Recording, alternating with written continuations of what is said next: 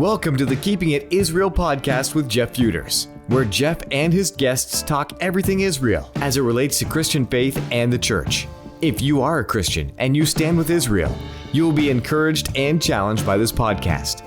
And if you're not so sure about the whole Israel thing, you need to learn how your faith connects with Israel and why standing with Israel matters. Now here's Jeff with today's guest. Well, welcome to the podcast today, and it is my privilege to have with us as a guest Kelvin Crombie. And Kelvin, first of all, welcome. Thank you, Jeff. Good to be with you. Morning for me, but it's night for you. Yes, you are all the way from, are you right in Perth or just near there? I live in the hills outside of Perth. In the hills outside of Perth, Australia.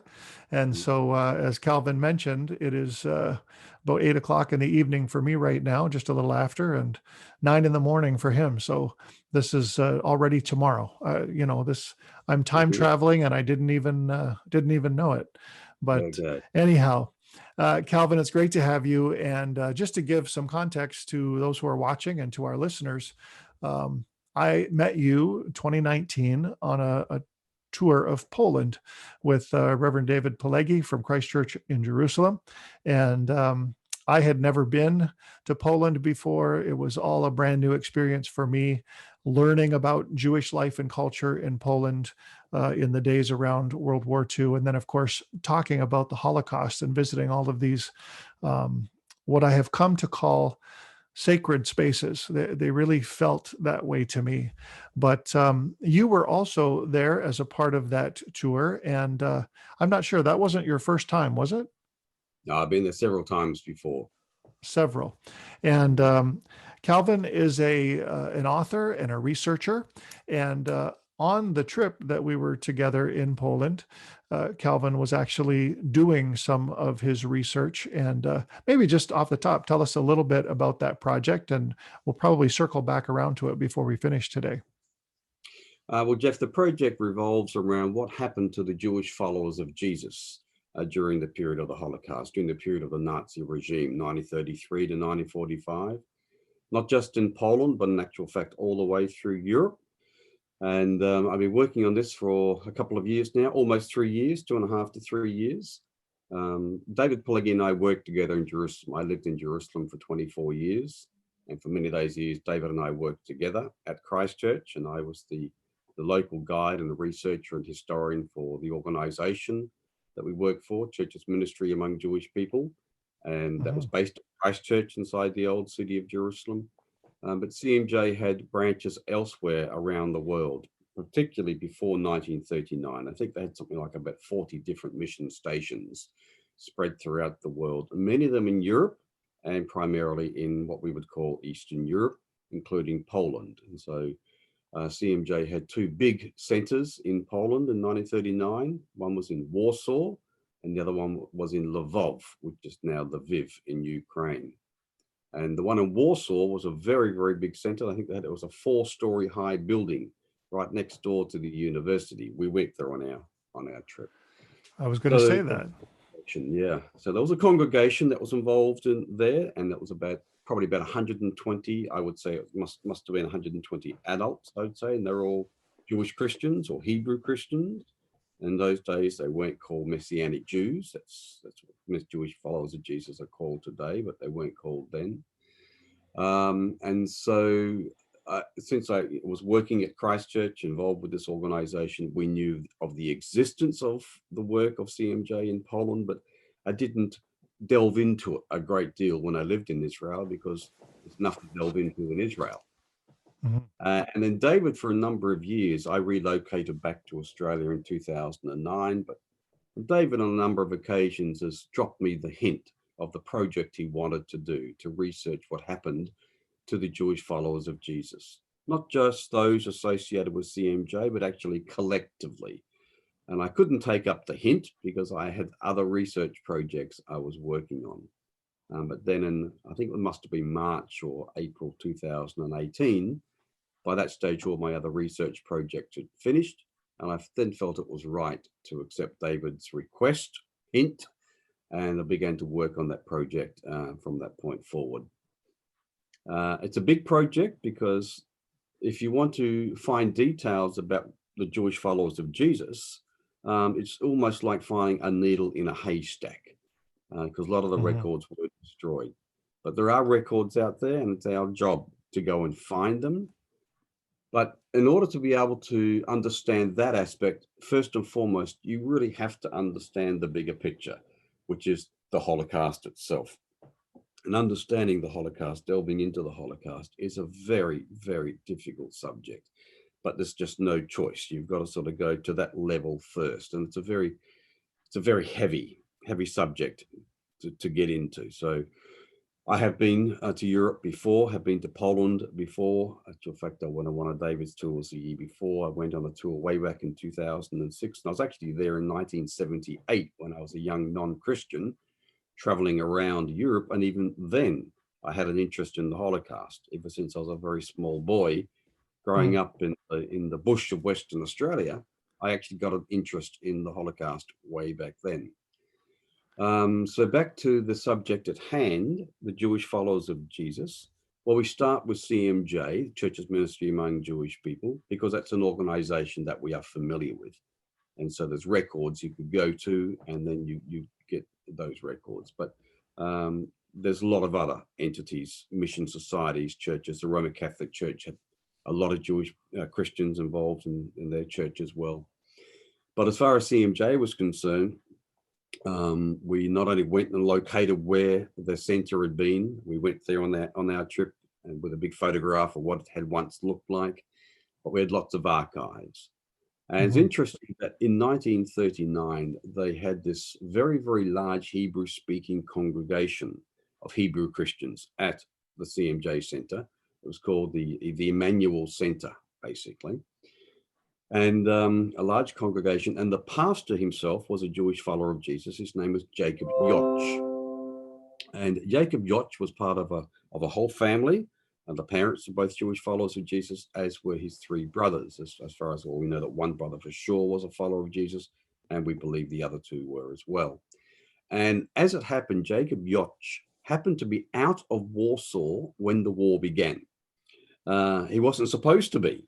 Okay, he'd been to England earlier in the year to speak for the CMJ conference. He'd come back to Poland, but then another organization called CMS, Church's Missionary Society, which operated to non-Jewish people within the Anglican Church, they had a guest speaker, and that guest speaker dropped out.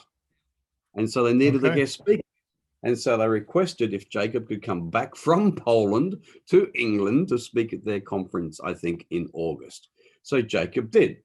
He was married to an English lady, and they were going to have their first baby. So she wasn't in London or in England anyway. But he was supposed to be in Poland on the 1st of September.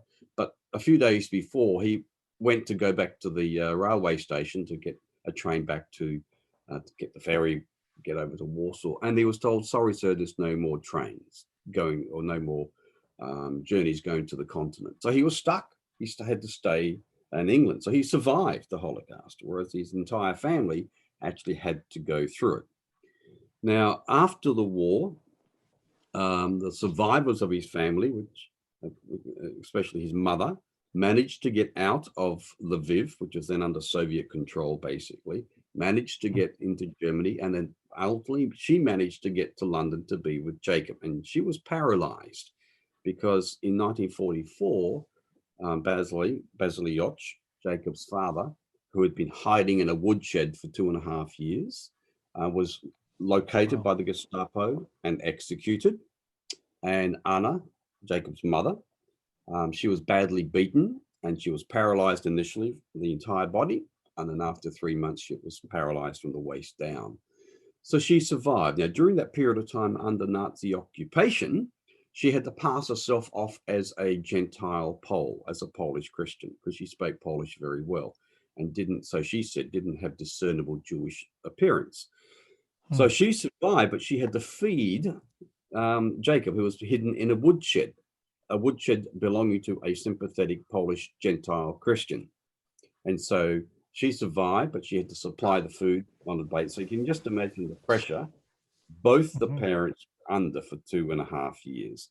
But then in February 1944, only a few months before the Soviets captured Lvov, Somebody reported Basili to the Gestapo. They came around and they wanted to know if he was Basili Joch. They wanted to know if he was Jewish, basically. So they did a body search. And as you know, when you do a body search on a male, and that's when you know if he's Jewish or not. So they discerned he was Jewish, and he was taken away and executed the following day, as far as we can ascertain.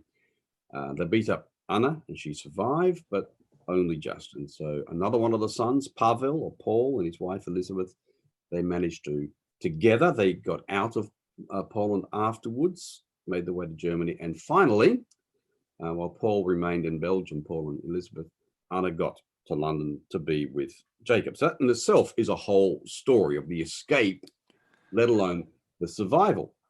So now Anna is with her elder son, Jacob, who'd gone through the war in London. And so he took care of her. I mean, even though she might have been there and she might have had residency, but nevertheless, she wasn't getting a pension. CMJ paid a small pension. But ultimately, Jacob, who was a minister involved with CMJ in London, he was offered a position in all places, Toronto in Canada. Hey, so all right. In 1956, I believe it was, the entire family went over to Toronto. And he was ultimately, and the mother came too, Anna came as well. And ultimately, Jacob was offered a position with Wycliffe College in Toronto to lecture there. And with that came a big house. And so Anna then had her own balcony, own room with a balcony, which you can imagine was a luxury for somebody who had gone through everything she'd previously gone through. Yes. Now, about 1957, Jacob had applied to the German government for compensation because his mother was beaten up by Germans. Okay, they might have been Nazi Gestapo, but still they were Germans. So there was a avenue then to get compensation. So he applied for that. But the German government isn't just going to take a request for compensation and say, yeah, we'll give it to you.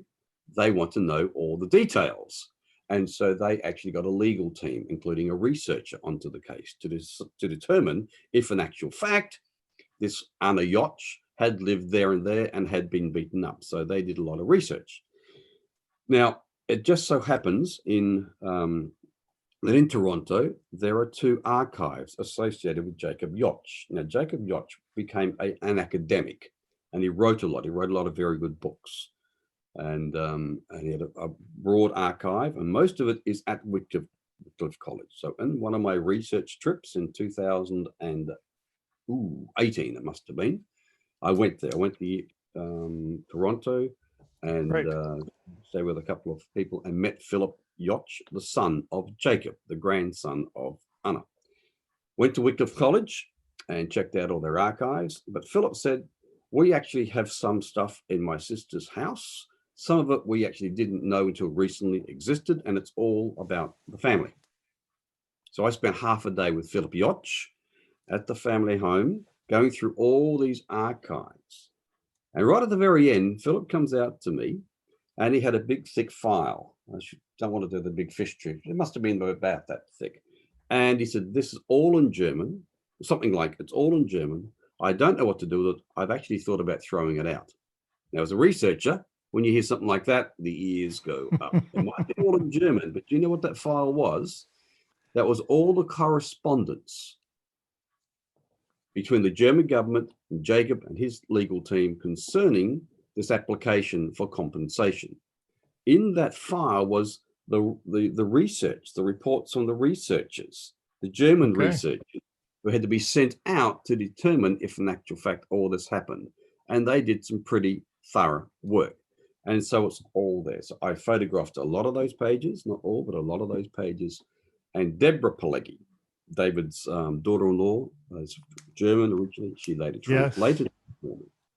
So here you actually have primary data relating to an actual event which happened, of how somebody was actually murdered by the Nazis and all the things that went on and what happened to Anna and all the information leading up to it.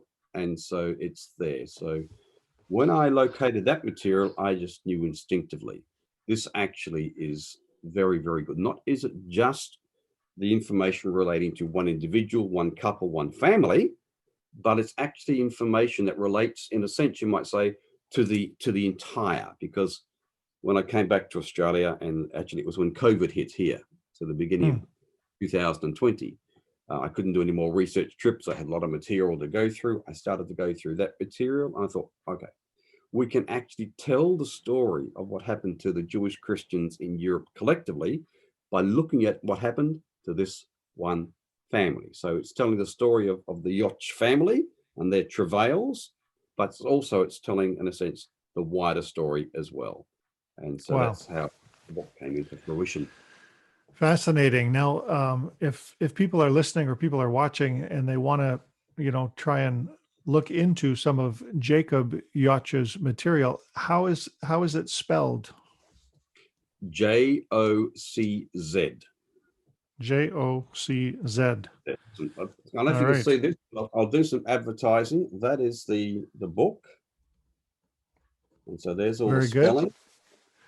Okay, it's a picture of the family, and it's available. It's being printed right now in Canada, and CMJ Canada is actually undertaking printing. They're based over in the other side, over in BC. So CMJ Canada is doing the actual printing of the book right as we speak, basically. Fascinating story. And, I remember you sharing the story about going to the grandson's house here in Toronto. I think you were telling myself and the other lady from Canada, and that was on the trip. And so I remember that, and I remember thinking, getting into a situation like that and finding all of that material that's like hidden treasure for a researcher. It must have just like totally excited you. And I think it's amazing that you've been able to find this story and now are able to tell it. And it is great for people out there to hear, especially Christians out there to hear that, when we hear about the Holocaust, all we think about, not all we think about to minimize it, but we think about 6 million Jews and then millions of others, Romas and those with disabilities and homosexuals and so many others that were killed during this horrific time of the Holocaust. But most people don't think about Christians being involved in that. And you're saying that there were as many as tens of thousands of Jewish believers in Jesus. Is that what I caught? Yeah. I won't give a specific number, but I think we can say tens of thousands. Wow. Yeah. Wow. And Phenomenal. they were murdered not because they were followers of Jesus. It's important to realize they weren't murdered because they were, Jewish Christians. They were married because they were Jewish. So Right. the whole issue is not one of faith, because the Nazis didn't matter what somebody's faith was. It's bloodline. It's because they actually had a Jewish connection. Mm-hmm. And really, that was the diabolically evil part of the Holocaust, was that it was so targeted very specifically against those with Jewish DNA, with Jewish blood. Yeah. And the only reason that these hundreds of thousands and millions of Jews were killed was because they were Jewish. It's the only reason. They were a sub-race, basically, because a lot of the Nazi ideology and their worldview, their racial worldview, was based upon Darwinism and this whole idea of a super race, a master race, which was the Aryan race, which was the Germans, basically. And there were the others, okay? And the others were inferior races. And right at the bottom of the pecking order, of course, were the Jewish people. And they picked up on a lot of this Darwinist type thinking. Ultimately the master race will win out. And so they just basically more or less were saying, well, we'll just help the process of natural selection. We will just knock out all those sub races first, just to help the process along. And so in that sense, once an ideology is based upon that sort of thinking, then, and if they were in power, well, what chance do the others have, in a sense?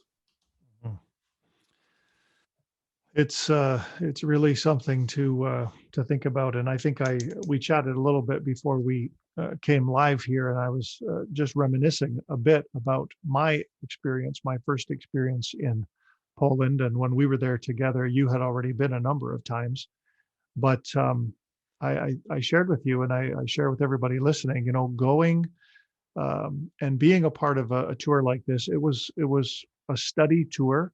David Pelegi taught on every site pretty well that we went to, except for the sites that you shared at about the project. But I found myself just day in and day out. I went with great expectations. I was going to take all kinds of notes and come back with lots of thoughts and research recorded down. But I would get back to the hotel at night, and I literally was so overwhelmed that I just could not, I couldn't get anything out on paper. It was that kind of an experience. And you shared, and maybe share with those who are listening, but that's not unusual. Oh, no. I mean, I think in a sense, if you didn't have that experience, Jeff, you wouldn't be human, Yeah. right? If you Yeah. didn't have that experience that you just mentioned, because you are faced with the face of evil. The Holocaust is really the face of evil. It's such a reflection of what Jeremiah wrote in 17:9. The heart is evil above all things. Who can understand it? So the Holocaust, in a sense, Poland is the epicenter of the Holocaust, in a sense. It reflects that scripture and that understanding completely, how evil mankind can be. And there it is. If you want to understand how bad we can get, we'll just go to Poland and do this research study, and not just Auschwitz. Okay, most people will go to Auschwitz, but for me to go to Belzec, to Chelmno, Sobibor, and Treblinka, where basically those camps have sort of been wiped out. I mean, I once in 2006, for instance, I was in Warsaw doing some research on another subject matter, and I took a train from Warsaw out to Treblinka, and then I walked, I think, half the way to the camp or something, just to get a feel what it was like for people on the train. And then I spent close to a whole day walking around the forest around Treblinka, because there was a work camp there as well as the actual camp. And it was eerie. It was totally and utterly eerie. And later I was reflecting to somebody who'd been there and done the same thing. And we both realized it was eerie because we never heard any birds. And that's right. We never heard any Really? birds. It was so quiet. Okay, it's like even the birds keep away from the place.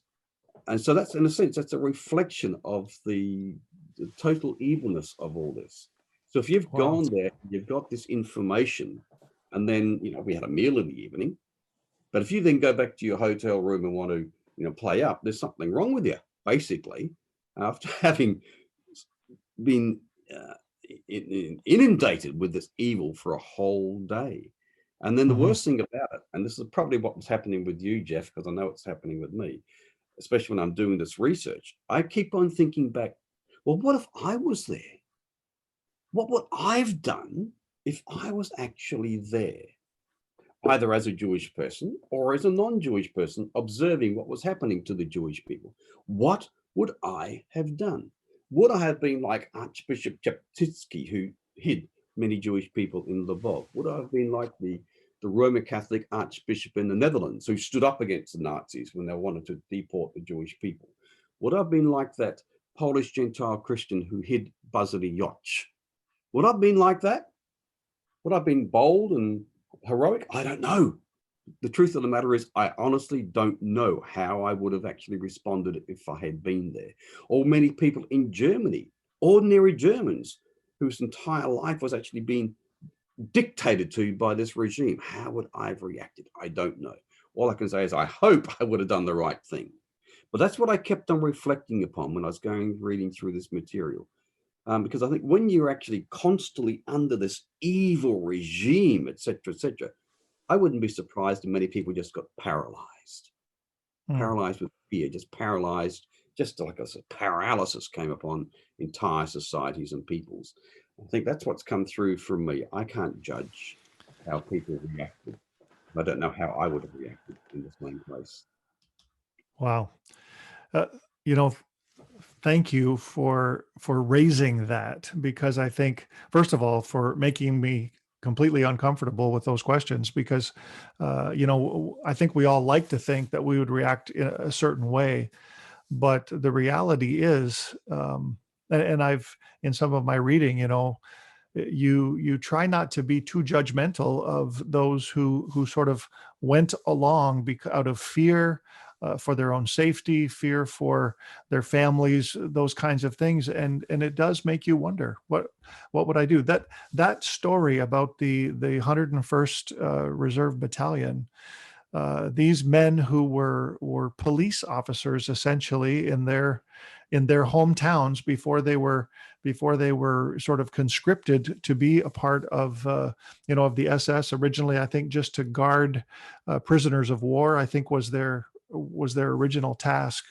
But those men went on a gradual journey almost, to a point where they were ordered to murder, flat out murder Jewish people. And one of the things I think that sort of boggled my mind was reading through that story and understanding that there were some of those officers that were so conflicted that they asked their commander if they could be excused from this activity, and some of them were actually given permission, and they made arrangements for them to go home or do a different task, or whatever the case may be. But so many of them just went along because everybody else was doing it, and gradually, gradually it got easier. And they used the drink, the alcohol, to deaden their senses and numb their emotions and numb their feelings, so that it wouldn't seem so bad to them. But these were human beings who were swept along in a diabolical scheme. And it's almost like before they knew it, they were no longer just collaborators; they were perpetrators. And one of the most there were two sites that stood out to me, and I was reflecting on this last evening and earlier today. But the two places that I think impacted me the most were Belchek and Josefo. I When we went to Josefo, I remember I think we went and we sat in the square there for quite a long time. We looked at the memorial. We talked about the story of the Gestapo coming in and murdering, I think, 130 Jews right there in that square where we were standing. And then shortly after that, we drove just a couple of kilometers out of town, um, and got off the bus by the sign to Josefo and walked into the woods, on this trail. And I can, if I close my eyes, I'm there again. It is just so crystal clear. And I took a photo walking into those woods, and I think I sent it to everybody on the WhatsApp group on the bus afterwards. But it was a photo of the trees, and on the left-hand side of the trail, all of the trees were light-skinned, light-barked trees that looked like poplar, or we have birch here in North America, but they were all light. And on the right-hand side of the trail, they were all pine trees with dark, dark bark. And there was this definitive line down through the woods. But I remember thinking, and so much imagery in that photo, because the line was so distinct. Everything on the left was light, everything on the right was dark, and the trail was in the middle. And I thought, there's just this sort of powerful illustration here of darkness and light, of evil and good. And then something struck me, and I think as a matter of fact, I went back through the WhatsApp, and the note that I put after I shared the photo was this: sometimes not everything is black and white. Sometimes not everything is black and white.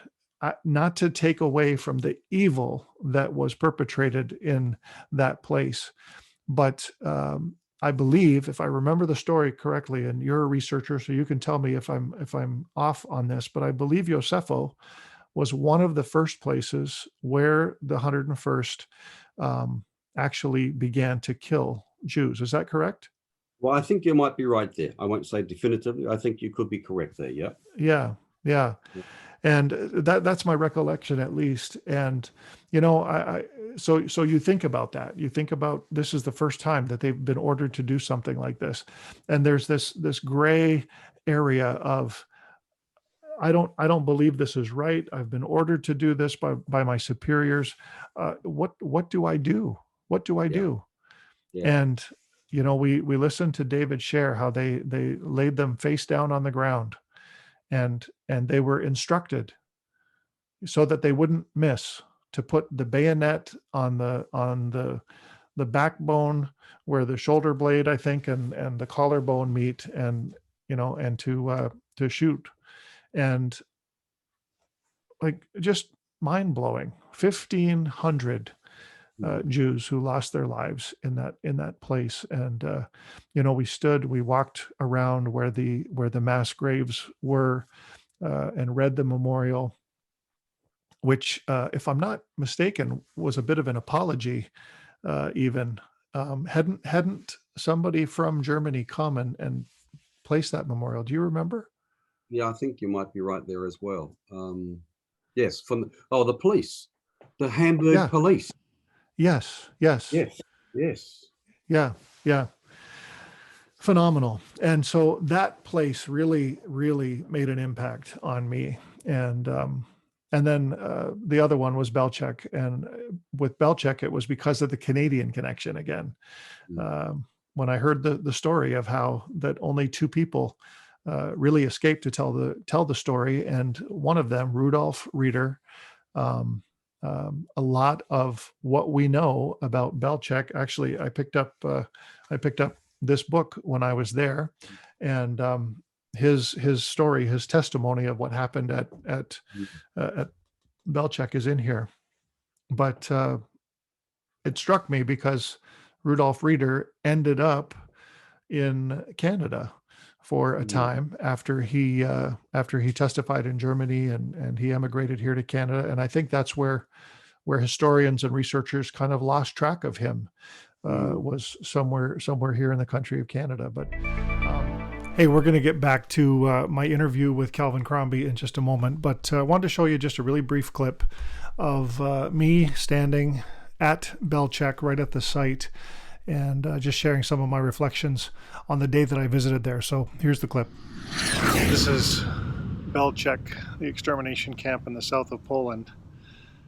That was the nearly untold story. There were only 2 people who survived this extermination camp. Over 500,000 Jews were killed here. And the 2 survivors, one, his first name was Haim, I can't remember his last name. The day that he began his testimony about this place, he was killed. And the other, his name was Rudolf Reeder, and he gave his testimony about Belchek and was responsible for helping to bring somewhat to justice those who perpetrated here. Rudolf Reeder, incidentally and interestingly, ended up in Canada. However, no one knows where his life ended. There seems to be a missing record of him after he arrived in Canada, but interesting side note, just another of the horrible places that we're visiting, and it's incredibly just horrific history that we are learning about in a much more personal way, walking in these spaces and visiting these places. There really is no words to describe how much more personal, how much more real this becomes than just reading an account, doing research, or whatever. It's not a trip I would ask anybody to rush to do, but you know what? It's something that we almost need to do in order to truly enter into this horrible experience and ensure that we never again become a part of a system that so diabolically eliminates a group of people. You know, since I've been on that trip, I've told a number of people. They've asked me, how was it? And it's really hard to describe a trip like that. I said, well, it was great. We had a lot of fun, and we did have a lot of fun. I met some amazing people who, a few that I'm still connected with today. Mark and Nadine Huffman, for example. Later that year, my wife and I went. I introduced my wife to Mark and Nadine. We spent some time with them in their home in Cincinnati, and have just kind of clicked. Mark and I clicked on the bus. We really connected and had some fun together. But we're corresponding back and forth, and we consider them friends. We haven't seen them much lately because of COVID. That visit, I think, happened in the fall of 2019, and we were back down through their way in January 2020, but never had a chance to stop. But anyway, Mark, if you're listening, I wanted to say hi because I know you listen to these podcasts, and thank you for suggesting that I contact Kelvin and get him on here to share. But can I just say something just in case any of your hearers don't quite understand? You mentioned on the trip you had fun. Well, I think it's important that people realize that when you do a trip like this, as heavy as it is, as I mentioned earlier, if you go back to your room and you don't have that heaviness in your head, there's something wrong with you. But on the other hand, it's so heavy that you have to have a bit of a breather from it as well. Otherwise, you can be so inundated by it, you can actually go into depression. And since I've been doing this research project, I've actually gone through a couple of meltdowns, I call them. I just have to take time right out and go do something completely different, because it is such a heavy subject that you do have to have that bit of normality in order to be able to not just be under the heaviness of it all. I completely understand. Research the project. It's just a little bit of advice. You need to be able, if you go on a trip, for instance, you need to have that little bit of space, that little bit of fun. And that was the beauty of the trips as they were. They were set up in such a way that you can actually have that time out, basically. Yeah. Because everything was so heavy. Yeah, but that's exactly kind of what I was going to get at. People would ask me, and I would say we had a good time, but then I would tell them this is not a trip to take lightly. You need to prepare yourself. You need to think about the content and about the information that you're going to hear. But more than that, it's the experience. It's walking those roads and walking the barracks and looking into those spaces where these horrific things occurred. And I have indelibly etched in my brain sites like the thousands and thousands and thousands of shoes and the hair at Auschwitz, and just so many things that just take you off guard. You really enter into the sadness of it all when you're there. And maybe that's been some of your experience too. Yeah, I've been to Auschwitz a couple of occasions. The first time I was there in 2006, it really had hit me. To such a point, we actually had an Israeli professor that was there with us at the time, and he took me aside because he could tell I was, being impacted by it, and it was very, very good that he did. But I think for me, more so than the actual camps, it was probably going to the cemeteries and the forests. I in my research, I've actually read a book. It's called Death by Bullets, and it's a story about it was possibly 2 million. Up to 2 million Jewish people were actually shot in the forests of Belarus and Ukraine. And of course, many were also shot even after Operation or during Operation Reinhardt in Poland itself. So when you consider not all 6 million Jewish people were gassed in Auschwitz and the other camps, Auschwitz is a symbol, because it was left standing basically. But you had the other 4 death camps as well. But you had people who perished in the ghettos. You had people who perished in the work camps. But at least 2 million, I'd say, if you include Poland, were shot in forests and just buried in mass graves as well. And many of those Yeah. places are still out there. So there was one particular Catholic priest, for instance, who took upon himself to locate in Ukraine the locations of where a lot of these mass murders took place. And even though I didn't get to Ukraine, I was supposed to be in Ukraine last year, but of course, COVID and other things stopped that. But anyhow, but we saw in Poland, which a reflection, because we went through a number of those sites out in the forest, did we not? And also in some of the cemeteries, they just had mass graves there. I think that impacted me quite tremendously to realize that, there were places other than the gas chambers where these Jewish people were just taken to the forest and murdered. But the point of the matter with the ones who were killed in Ukraine from the gentleman, Dubois, is that on so many occasions when he was doing the research, he went to a village and with a translator, and they'd ask a question. They go to find old people and they ask the question. And then suddenly a lot of these older people just out it came, because they've been bottling this up for generations. They couldn't talk about it. And they knew exactly what happened. They knew exactly where it happened. And so they'd take Dubois and his team out there with a forensic team, and they'd actually go and work out approximately how many Jewish people were murdered and buried in these places. But what they found, so many of these older people knew about the things, and some of them actually told the stories. So the Nazis would go in there and basically get ordinary people to go and dig the trenches. Because if they didn't, what would happen to them? Okay, so that happened on hundreds of locations in Ukraine and probably elsewhere. So I think that also brought it home to me of what it must have been like for the ordinary citizenry in Poland, Ukraine, and Belarus who actually witnessed all this. And some might have actually said, good, but many people probably said, no, this is wrong. But what can we do about it? Ordinary people. And that, I think that's what it comes back to. Ordinary people, ordinary men, Battalion 101. What did the ordinary people do? What could they do in those situations? And that then brings us back to today, mate.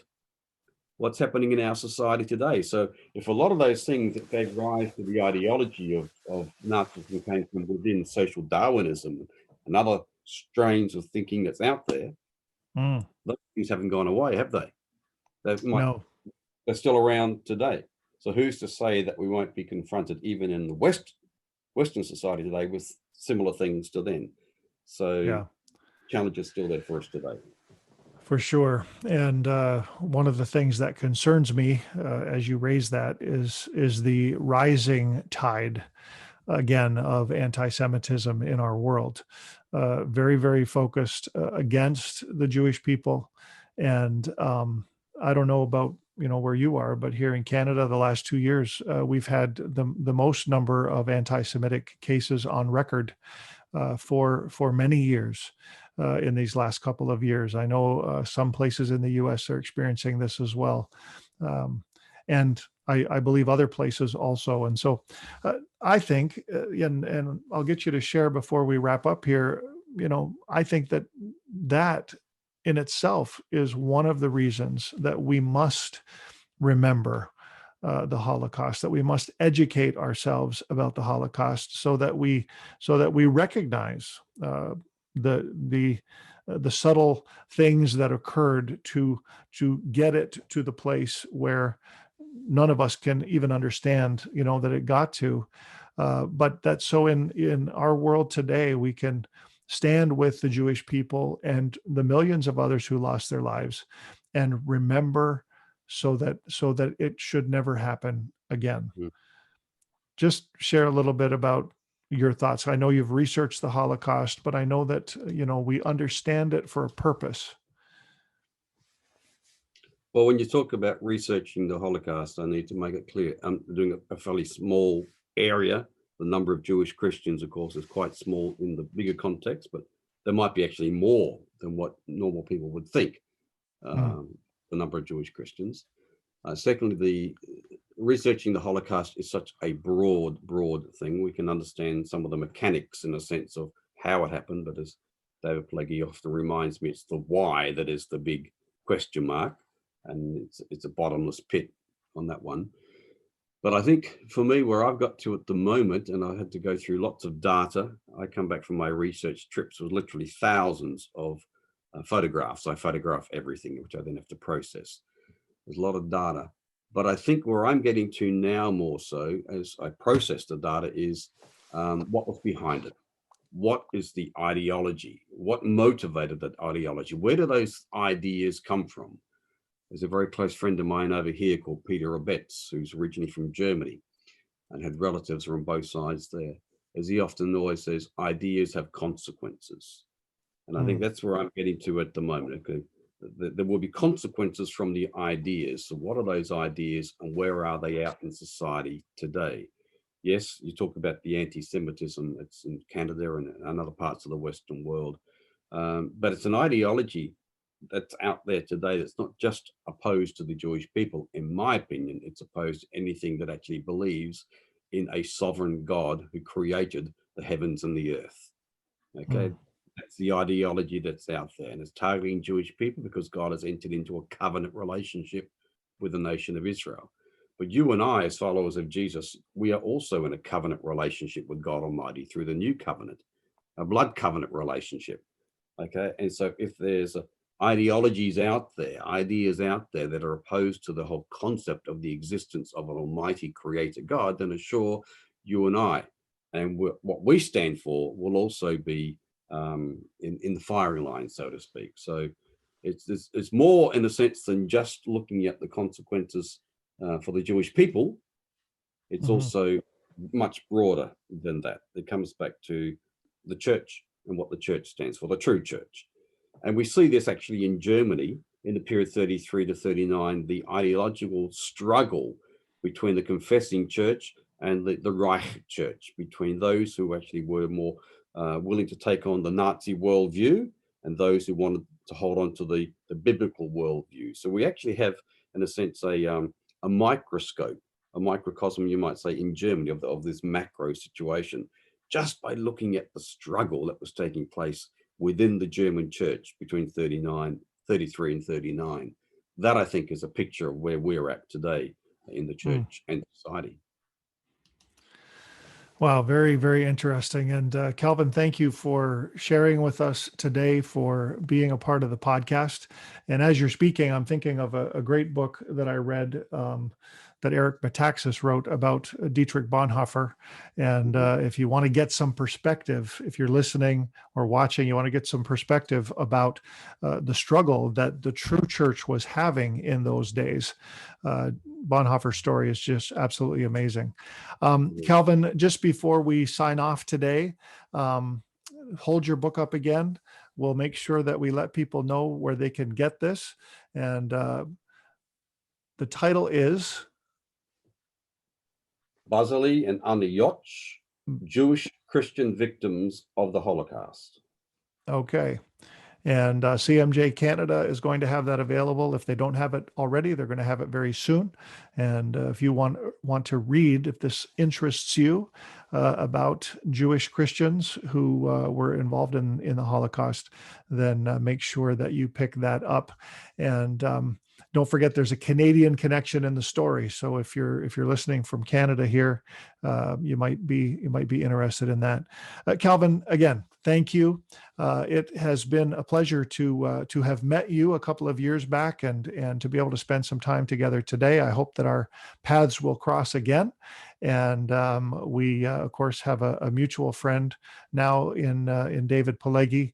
You much longer than I, but David and Carol are wonderful people. And you mentioned Deborah, their daughter-in-law, who translated a lot of that research for you. I saw that they just had a little boy yesterday or today, just recently.